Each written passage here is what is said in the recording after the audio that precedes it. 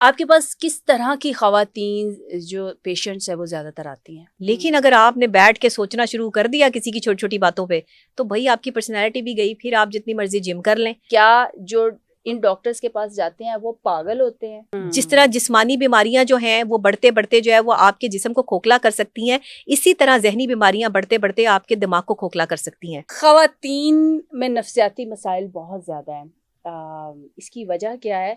और आपके पास किस तरह की ख़वातीन जो पेशेंट्स है वो ज़्यादातर आती हैं?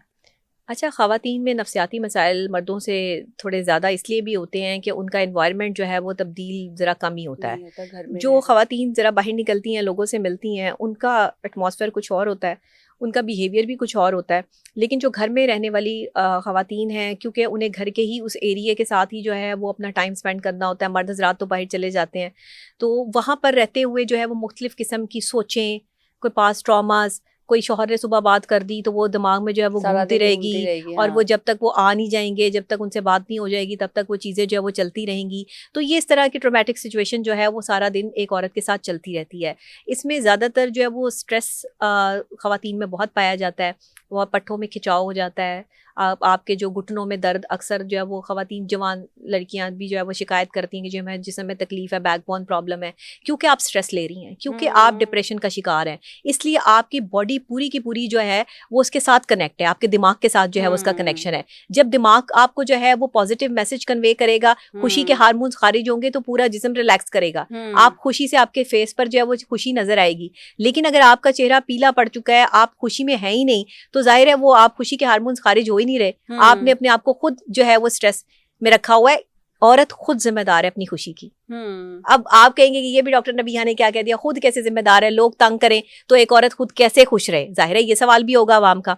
तो सिंपली सी बात यह है कि अवाम ने कहते रहना है, लोगों ने कहना ही कहना है, इन्होंने बाज नहीं आना।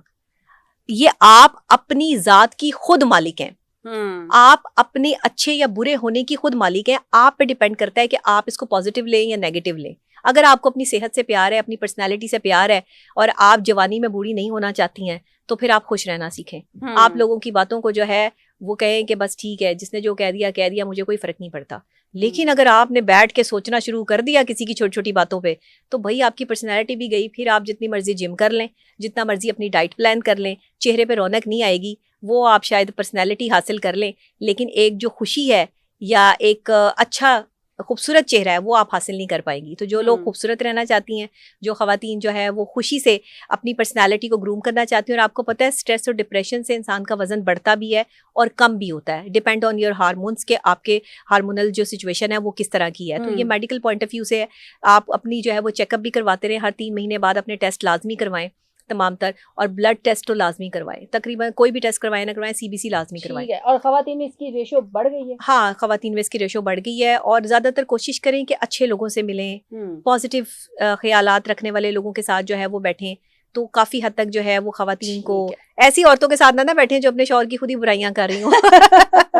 शौहर देखें, शौहर हो या बीवी हो, कोई भी परफेक्ट नहीं है। हाँ, तो बुराइयां करने से इज्तनाब करें, अच्छाइयां याद रखें, हाँ, खुश रहें और खुश रखें। खुश रखें। आखिरी सवाल जी। हमारे यहाँ साइकोलॉजिकल डॉक्टर्स होते हैं, उनके पास जाते हुए हम लोग घबराते हैं। हम कहते हैं जी ओ हमें तो लोग पागल करार दे देंगे।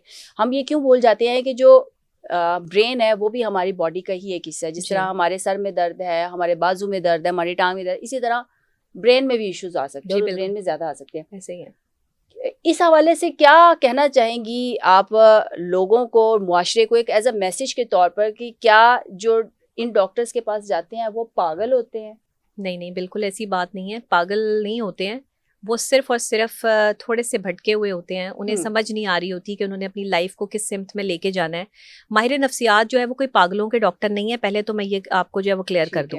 माहिर नफ्सियात जो है वो आपके साथी हैं, आपके कंपेनियंस हैं, आपको मशवरा देने वाले लोग हैं, जो कि आप को कोई भी अच्छे मशवरे से आपकी ज़िंदगी की आसानी कर सकते हैं। आप किसी बात के बारे में परेशान हैं, आपकी करियर काउंसलिंग है, आपके रिलेशनशिप काउंसलिंग है, आपके और मामलात हैं, तो वो उसमें आपको गाइडलाइन देते हैं, आपके गाइडेंस हैं। और इनसे गाइडलाइन लेने से आपको ये नहीं कह सकते कि मैं अगर किसी माहिर नफ्सियात के पास चला गया हूँ या मेरा कोई इलाज हो रहा है। भाई अगर आपको गुस्सा ज़्यादा आता है तो ये एक नॉर्मल सिचुएशन तो नहीं है। अगर आप जो है वो बहुत जल्दी जो है वो परेशान हो जाते हैं, घबराहट का शिकार होते हैं, तो ये एंजाइटी भी हो सकती है। आप चेकअप तो करवाएं, अपनी असेसमेंट तो करवाएं।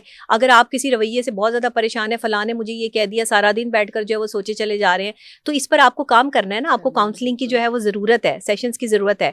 आप इस चीज को जो है वो देखें तो अच्छे माहिर नफ्सियात से जिस पर आपको पूरा एतबार हो, एतमाद हो, उसके साथ जो है वो कनेक्ट हो जाएं। वो आपकी जिंदगी बदलने में आपकी मदद करेगा। वो ये कोई पागलों के डॉक्टरों वाला जो है वो हिसाब किताब नहीं है। ये वाली मिथ्स और ये चीज़ें जो है वो भूल जाए। दुनिया बहुत आगे निकल चुकी है। अगर हम इसी फजूलियात में जो है वो पड़े रहेंगे, देखें जहनी बीमारियों का इलाज मुमकिन है, लेकिन टाइम पर अगर हो जाए। जिस तरह जिस्मानी बीमारियां जो हैं वो बढ़ते बढ़ते जो है वो आपके जिस्म को खोखला कर सकती हैं, इसी तरह जहनी बीमारियां बढ़ते बढ़ते आपके दिमाग को खोखला कर सकती हैं। और अगर दिमाग में सोचने समझने की सलाहियत ही नहीं होगी तो फिर आपकी बॉडी भी काम नहीं करेगी। और अब पूरा का पूरा स्ट्रक्चर हमारा जो है वो हमारी सोच पे टिका हुआ है, हमारे माइंड पे टिका हुआ है। आप माइंड साइंसेस को पढ़ेंगे तो आपको समझ आ जाएगी कि आपका पूरा जो बॉडी स्ट्रक्चर है वो काम कैसे करता है।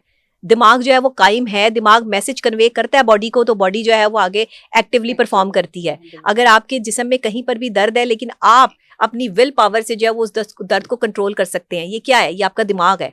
आप कंट्रोल करने की सलाहियत रखते हैं। लेकिन अगर आप हर वक्त परेशान रहेंगे, हर वक्त डिप्रेशन का शिकार रहेंगे, हर वक्त ही रोना रोते रहेंगे अपनी मजबूरियों का, दुखों का, तो दुखों को कहानी बना के पेश मत करें। जो खवातीन दुखों को कहानी बना के पेश करती हैं ये भी बहुत स्ट्रेसफुल लाइफ गुजारती हैं। आपकी ज़िंदगी जैसी भी गुजर रही है, अल्लाह का शुक्र अदा करना सीखें, अल्लाह से अपनी बात को शेयर करना सीखें और किसी माहिर नफ्सियात के साथ लाजमी कनेक्ट हो जाएं। ये कोई पागलों की वाली बात नहीं है। आपको सिर्फ मदद दरकार है और माहिर नफ्सियात आपकी मदद करते हैं। और अगर आपका दिमाग ठीक है तो आप ठीक है। आप ठीक है, बिल्कुल। बहुत शुक्रिया डॉक्टर साहिबा, थैंक यू। इजाजत दीजिए, अल्लाह हाफिज।